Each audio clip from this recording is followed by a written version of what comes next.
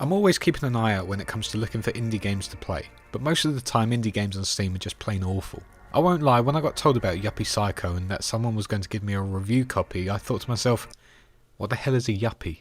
My first impression of Yuppie Psycho, just looking at it, didn't really click with me. The name, as I say, was just weird in my opinion. The tagline "First Day of Work Horror Survival" felt like it was just trying to be funny. Its super bold colour intro screen made my eyes almost bleed. My eyes! My beautiful eyes! And the fact it was another indie horror game made me think it was just going to be another budget horror game that focused on jump scares and walking around with a torch. That ran out of battery every 5 seconds because apparently the average lifespan of a battery was about the same as a household fly, leaving the game as dark as Game of Thrones' Battle for Winterfell. Got him! I got to admit, I thought this was going to be a pretty awful indie game. But as soon as I started playing it, I realised that I had judged the book by its cover. And actually this was a pretty well thought out game that had been produced with a lot of love. 8 hours later I had finished the game, and after much thought I realised that Yuppie Psycho is an indie well worth the attention. But without further ado, welcome to WiseFishGaming, my name is Matt, and today this is my review of Yuppie Psycho.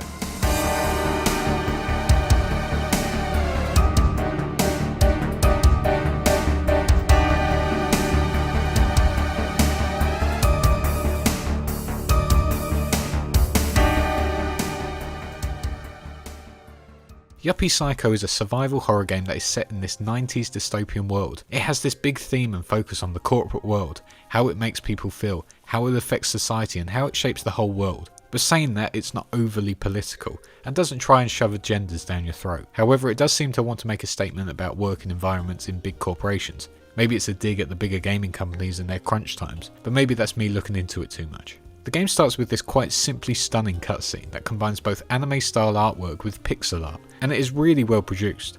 Not only is it really well produced, but it also sets the scene of the game. The 90s world of Yuppie Psycho is this grey faceless world, and we can see that from the overcrowded trains that are filled with faceless people. It shows that no one stands out from the rest, and it shows you that everyone does exactly the same thing. No one is unique or has their own personality. We then see our protagonist, who is wearing a blue suit which stands out compared to everyone. He is looking terrified about his first day at work. The camera pans down and we see his invitational letter to say he has been given a job. This cutscene does a few things here. It shows off the 90s dystopian world to some depth. The mise-en-scène displays it as being a faceless society where everyone is just a slave to their work. It also shows that our character is different to everyone else. He has a personality and he lives life the way he wants. That is shown from his suit, but also his visible facial expressions. And finally it brings you into the game. You suddenly want to know what his job is going to be and where he is going. It's a nice subtle way of bringing you into the game, and it grabbed me instantly. Also the cool art style helped. The cutscene goes black and then we are there. We have started the story.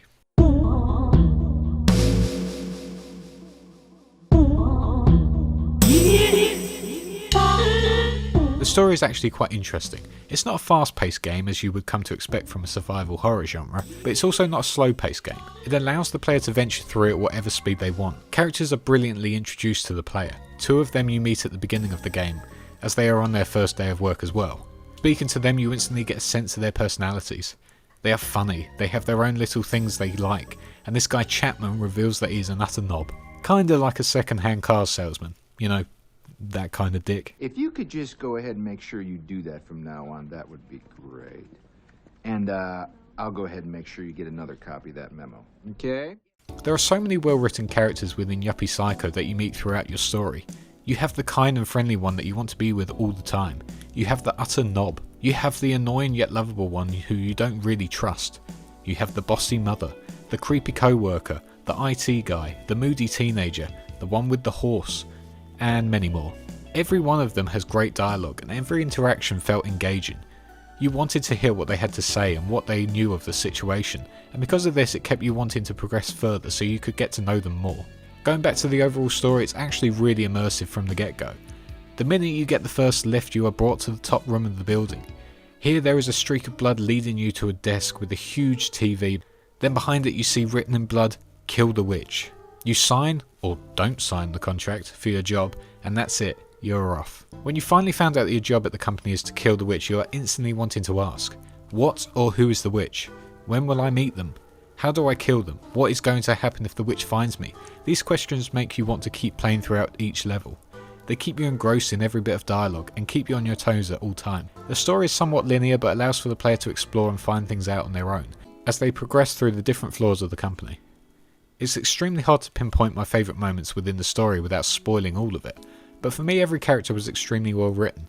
The whole story arc was extremely well paced with a lot of twists and turns, and your evolution of your character as well as all the others kept you immersed from start to finish. The whole game took me around about 8 hours to complete, but I noticed I did miss quite a few things in my playthrough, but I will say that I was extremely satisfied by the end. I really didn't want to put this game down, but when it did come to a close I felt like it was the perfect ending. Speaking of endings, there are a couple which all depend on your choices you take during your adventure. It's a great little feature that I didn't realise until after I completed it and realised my ending was different to other reviewers. But because of this, it also really makes you want to go back and play through it again, making different choices as you progress through the game. There were a few things that were a bit weird for me. Some areas within the corporation had certain creatures that weren't massively explained that could have been quite cool to learn about, like the lit people in human resources and the box head people in floor 2 and 3. But I could overlook that simply due to the nature of the corporation and how they used to experiment with their employees. A little bit of collectible lore would have been quite nice, but I can overlook it. But there was one thing that I didn't like about the story, and there was only really one thing, and that was near the end you meet some union reps. The dialogue is funny, but when you meet them it felt like the wrong time. It felt like it broke the fourth wall a bit too much and tried to tell the audience that unions are a good thing, which they are, but it just broke up the pacing of the game, especially when things are a bit more heated at this point in time. It did clear some things up for me that happened at the beginning, but I don't know what it was. It just felt a bit weird to all of a sudden throw in those characters. What kind of garbage is that? Oops, my anarchy symbol. But apart from that one thing, I extremely enjoyed the story from start to finish. Every mission or task I was put on, I wanted to see where it led. The characters were great, the twists and turns of the story were also very well executed, and the ending satisfied me and felt like a nice way to end the game. But also because of its multiple endings, it made me want to just go again straight away.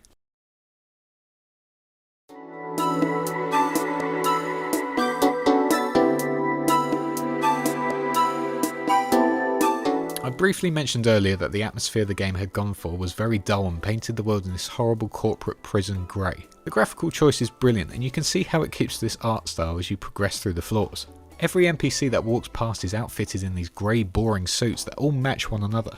The only real sense of colour are from the characters who are new or important to the story. The fact that your character is outfitted in blue makes him stand out from everyone else in the building. It shows you that he's still full of life, and has still got some colour to him compared to the lifeless drones that walk around the office. On top of that, the dark bags under each of the NPC's eyes was a nice touch, and although it may not seem like much, it really gave you a sense of how dire this corporation was, and how overworked they were. Considering the front cover of the game is absolutely filled with bold colours, the game is actually quite void of this. Most rooms, as I say, are grey or just filled with muted colours.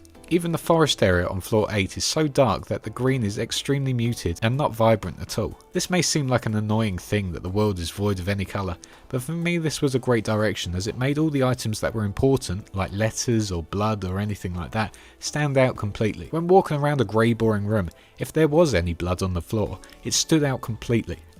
Blood writing on the walls instantly drew your attention, and anything in fact that was bright instantly drew your eyeline to it, like red envelopes or coloured books for example.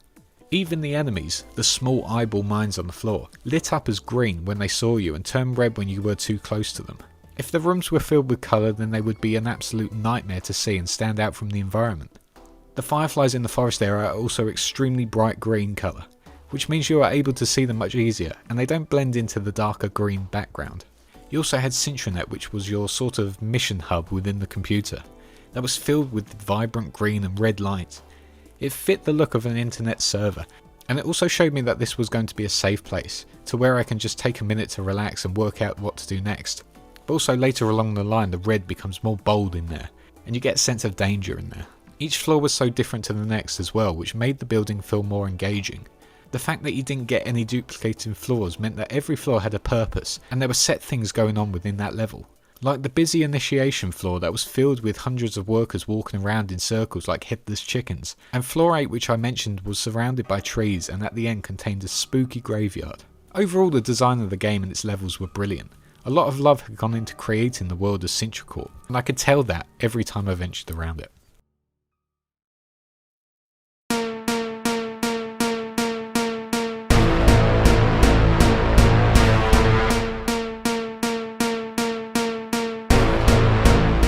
To me, me, you can't have a good horror game or good game in general without a good soundtrack.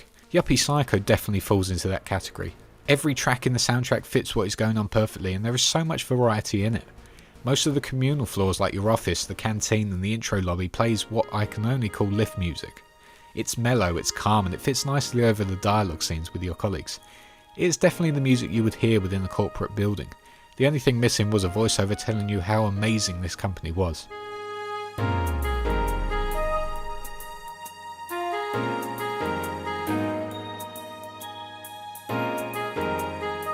You also have the epic Syntronet music, which is this really upbeat motivational techno music that when it drops just makes you want to get on with work and find the witch.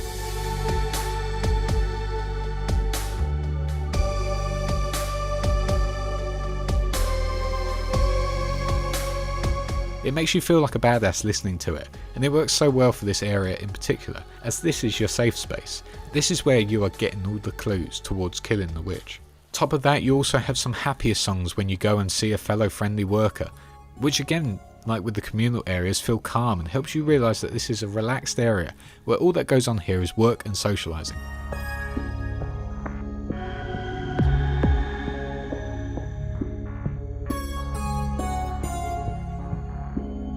Then, without notice, you can then be hit with some horrifying tracks that are consisted of eerie piano chords.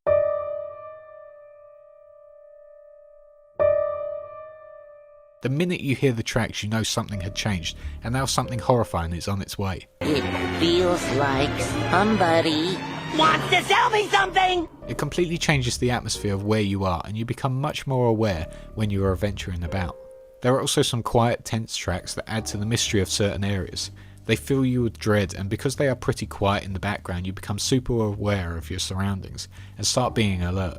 Overall, the music sets the atmosphere. You know what you're getting yourself into when the music plays. You know if it's going to be a stealth section or if everything is fine again simply by the music tone. Usually indie games get music wrong, but Yuppie Psycho's music certainly sent shivers down my spine throughout my playthrough, especially near the end of the game.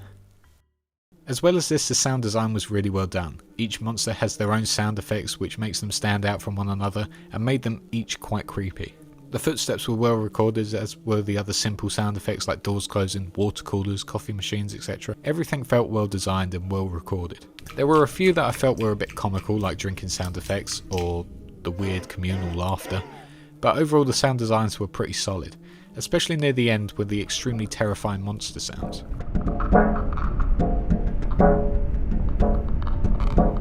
The sounds were pretty ear-piercing and creepy, which just added to the tension, and once again just added to that atmosphere. Luckily there were no jump scares, so that was a positive in my eyes. Most of the horror aspects came from the building of tension. Most of the tension, however, was certainly done through the use of fantastic sound design and creepy, well-paced music.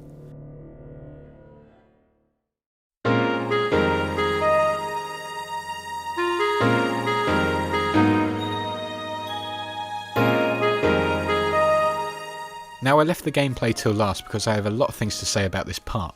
I mean, after all, if the gameplay is bad in the game, you know it's going to be a poor experience for the player, even if the story is gripping. Yuppie Psycho's gameplay is pretty simple most of the time. It isn't some action-packed game where you run around with a gun shooting enemies each floor you go.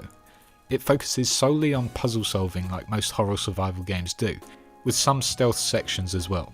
The puzzles for the most part are really well designed. Majority of the time I had to really stop and think about what I had to do and what the solution was.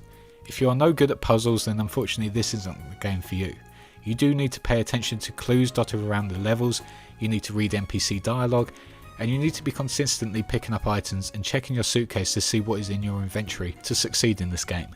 If you don't, you just won't go very far. Every puzzle I successfully completed was extremely satisfying, and again made me want to keep pressing on in my adventure. However, there were some puzzles, specifically boss battles, that just had me more frustrated than anything. Sometimes the game just put you in a situation that had never happened before. No hints had been given before that, and you were just told that you have to work it out now under immense pressure. The boss battle in the canteen was the worst, for example, because not only did it put you in this tense situation, it had you trying to multitask different things at the same time whilst also trying to stay alive. There was also nothing previous in the game like this situation, so despite all you had learnt from the previous missions, it just didn't apply here. I died multiple times in this battle, and each time I kept trying to work out what on earth I was meant to be doing. It was a satisfying one to complete, but to me it was just too frustrating, and I just wish there had been a smaller mission which taught you about some of the basic things of what to do in that situation. But that was for me personally, maybe I just don't do well under pressure. There are some side missions which are quite fun to get involved in. Searching for specific items for people like VHS cassettes that you can watch was quite enjoyable. I guess that's the developers in them. They're quite funny to watch, so make sure you do when you pick them up. Searching for a bit of jewellery as well was a fun task, albeit I wasn't able to find it. And my favourite one of them all, the initiation test for your good old buddy Chapman. This was completely optional, and you could do it for Chapman for free. He can give you 1,000 credits to do it, or you can just leave it as well. It really tests your puzzle solving skills, and although it was frustrating, it wasn't part of the main story, so it meant that you could keep coming back to it and try new things. Yuppie Psycho is filled with hidden things that are great for anyone who is a perfectionist, or even anyone who just wants to keep replaying it to find new things. The health system was effective but very tricky to master. Like all good survival horror games, food and health is extremely important, and using it needs to be considered at all times. Picking up pieces of bread, for example, may seem like a quick way to gain health, but it also could be bad because it means that you can't create better food like a cheese toastie, which can heal you for much more, which could serve as a lifesaver in a boss battle. The same goes for cups of water. Although they can heal you for a little at a time, you will then waste opportunities to create cups of coffee which will heal you for much more. Everything that happens, everything you pick up needs to be thought about, and if you go around wasting ingredients like bread, cheese, water, etc., then your survivability gets lowered, something I figured out a few times. When you do have to use a weapon, however, it's quite funny and satisfying. I won't say what those weapons are, as that will ruin the early game experience, but it was quite satisfying to be able to kill certain creatures. However, my one gripe with this was that every time you want to use your weapon, you had to open up your inventory, go over your items and press use item. It felt a bit weird for me and took you out the pressure of getting it right. For me, it would have been nice to have a specific button mapped on your keyboard that you could press to equip it, or at least use it. It was just a little irritating to keep opening my inventory every time I was near a monster or one came near me. I lost that pressure and urgency, especially as when you enter the inventory system, it pauses the game for you. My other real problem with the gameplay was something I noticed a lot of people had a problem with, and that was the save system. When I first got to save the game, I thought it was a brilliant way of doing it. Photocopying your soul on witch paper felt so fitting, especially as the whole game is set within offices.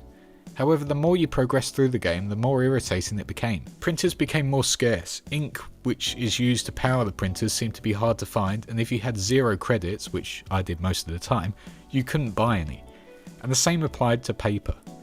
It meant that when venturing into new areas, you were constantly praying that nothing would kill you because you wouldn't know where your last save was. The other problem is that sometimes the printers are so far away from certain points. If you make it close to the end of a level, for example, you have to backtrack to the printer to save, to then go back, just to make sure you don't go back to the beginning. I understand what they were going for when it came to the saving, and I understand that it was fitting for a survival horror game that makes you focus on staying alive, but I just felt like the saving system was too primitive and surely there was a better way of going about it. Even if it was having more printers around with more ink and paper or something like that. My real frustration was backtracking on every mission between the printer and my next objective. It felt unneeded and, as I say, just irritating. Now, Yuppie Psycho is fully about puzzle solving, but there are a few sections that are focused on stealthily making your way around the rooms, which are extremely tense and break up the gameplay a bit. And these were extremely enjoyable, even if it did have you on the edge of your seat most of the time. But Yuppie Psycho's gameplay choices are very well done. Completing puzzles is satisfying, as I say, and although it had problems when it comes to its save system and extremely steep learning curve at times, it doesn't affect the enjoyment you get out of it. Every level felt different and every puzzle was different from the last, which meant you were always experiencing something new and it wasn't just regurgitating levels.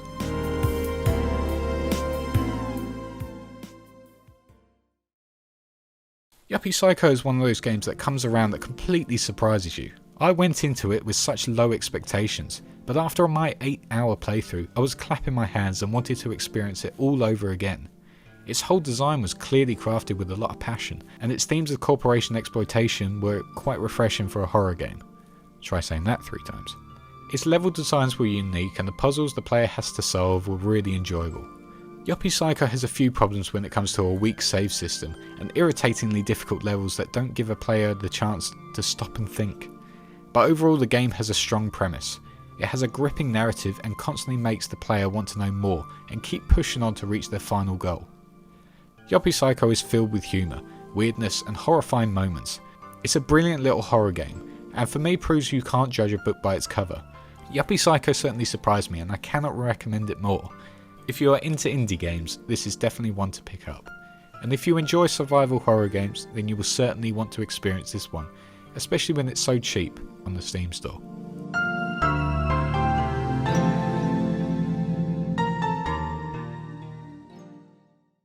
So thanks for watching guys, I hope you enjoyed this review. Let me know your thoughts on this game. Does it interest you? Or are you not bothered by indie games like this? If you like these types of videos, make sure you hit that like button and subscribe to the channel.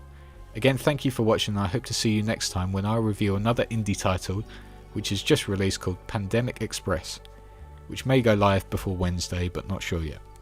But if not, I shall see you guys next time. Cheers.